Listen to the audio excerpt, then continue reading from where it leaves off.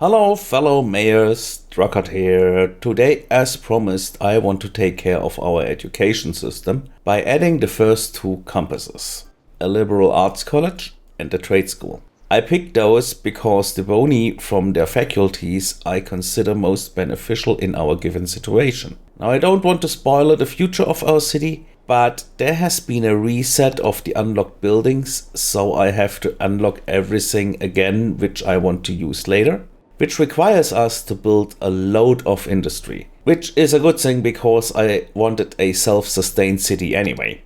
Now, the School of Environmental Studies is going to support us drastically in this because it lowers the city-wide garbage accumulation, which in return is going to reduce the insane amount of recycled zoned industry processed goods from our waste processing complexes. So then finally we can utilize this entire area for more zoned processing facilities, which are the industry we need. So let's start with putting in our first campus.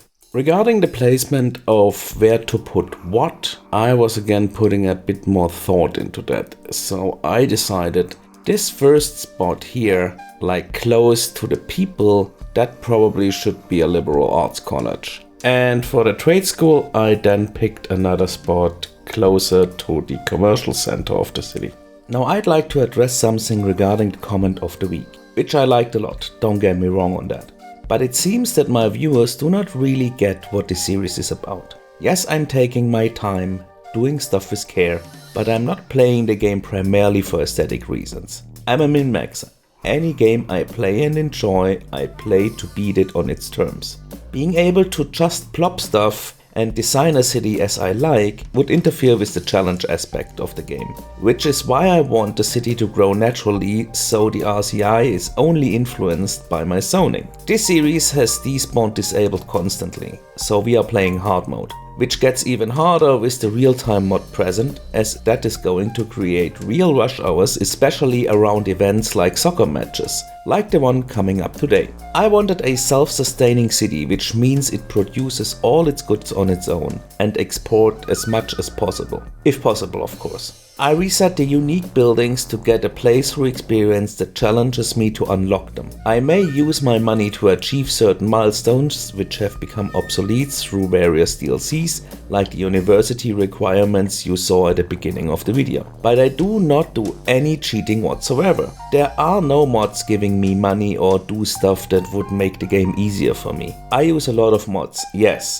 Some are graphical, some even help me with tedious boring tasks, like readjusting my electricity or water consumption budgets, but none of them does stuff for me that I could not do on my own. Except I activated unlimited resources because once built a moving industry is like I already established a working industry, why prove that again? Unlimited soil was activated at the start of the series, but I'm probably going to turn that off as soon as I get my hands on the airports DLC. So this entire series is about the challenge of building a real operating city within the game's rule sets to please the achiever in me. So thank you again, HumorMed still, but Ploppable Rico is not one of the mods I desire. Now our initial build is nearly finished, but I'm already sensing a problem that Police Academy probably does not receive power. Oh, and I'm undecided whether I should beautify those cliffs from the main building. Actually, I'm more irritated by the traffic lights because I need to turn them off, but not so much from the building or that rock feature there. A few bushes in the foreground and it's good to go. And I checked, yes, we have a power problem. But I wanted to extend our city park anyway because then we are able to build a little green, lush relaxation isle in the middle of our city, kind of next to all the stress things.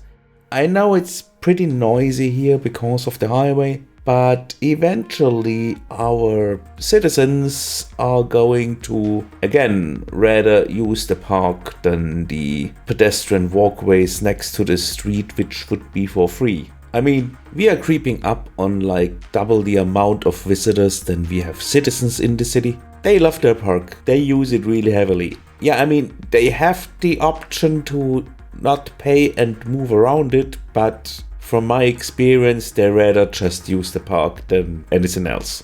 Alright, I looked it up and we need 4 academic works and 450 attractiveness to reach the renowned status where we get the new faculties. We have definitely to wait for this academic year to pass, but then we should increase our chances to just skip recognized and become renowned right away. So let's do some adjustments. Oh, and I definitely need new names for those schools. Taking suggestions, preferably something with college or university in the name, but feel free, just suggest away. As you saw, I checked the requirements. We probably won't have issues with getting the students. Yeah, we need to grow the city to have 1,600 each, which would allow us to theoretically, as with an 80% chance, get those 4 academic works. And the one I granted would be a 5th. But regarding the attractiveness, adding varsity sports, yeah, sure, it's the first idea that comes to mind, but I think I have another ace up on my sleeves.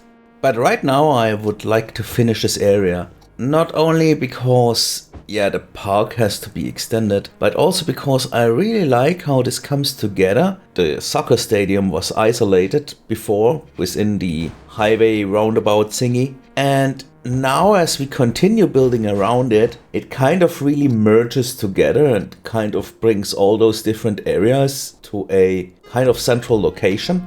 We probably are going to need lots of parking here because of all those stadiums. The cool thing is, we placed the football stadium and the baseball thing at the same time, so they are probably going to compete for visitors through their matches. So definitely we are going to have to take care of public transportation into this area as well. Especially since I got my hands on the Vehicles of the World thing. And I definitely want to utilize those other metro trains, which are better than the default game ones. And we also really need them. Only thing is, I'm kind of using an older metro asset that allows me like to have 2 stations in one. And that is not compatible with the Sunset Harbor new metro length of 18 squares. I downloaded a bunch of new assets. We are probably have to rip out all the old ones and replace them with the new ones. But hey, City Skylines, you always have stuff to do, right? Okay, let me quickly check out those stadiums and set up our teams and colors and stuff like that. If anyone wants to share their experience with how many coaches are required for a successful varsity sports team, then please leave those in the comments. And at this time, I noticed we really need new names for our new colleges. I know you might be curious about my last trick on how to increase the attractiveness of our campus areas, but before we do that, I would like to ensure that we get enough students to possibly get those 4 academic works with the 80% chance. We need to expand the residential areas of our cities drastically, so let's do that. Oh yeah, we really have to do that because, like in the background, I dezoned some wild spawning high-rise residential towers, and yeah, this episode is really like going to hurt population-wise. I don't know where we end up, but yeah, it's really going to hurt.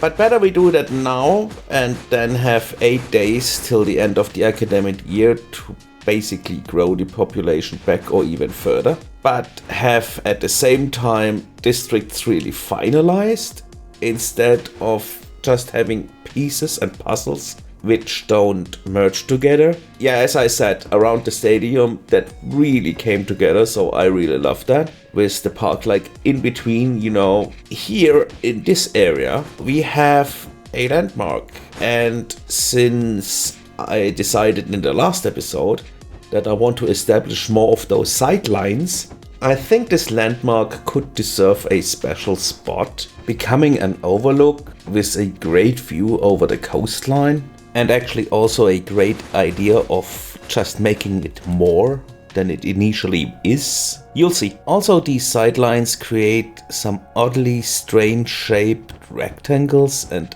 other opportunities to break the grid. So for the one on the top of the screen, I already have a great idea on how to transition into like the downtown area there. But that I'll save for the next episode, when we are also going to close the gap to the highway on the left.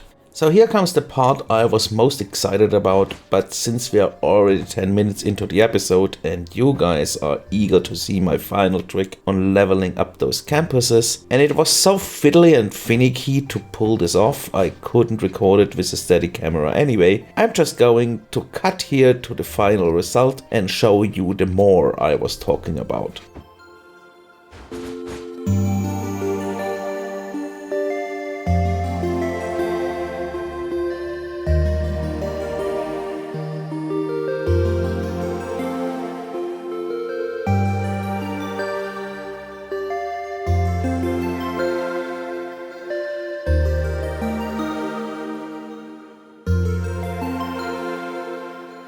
Max Stumble interrupted the pass, gets attacked by the defense. Foul in the 48th minute. The Spartans' offense was stopped again. Why is the judge declaring chess, just giving 3 points in the B ranking? That was a perfect dive, even I saw that. No wonder we lost that game. I should have become a sports commentator, don't you think? So how to push the campus's attractiveness rating into the desired heights?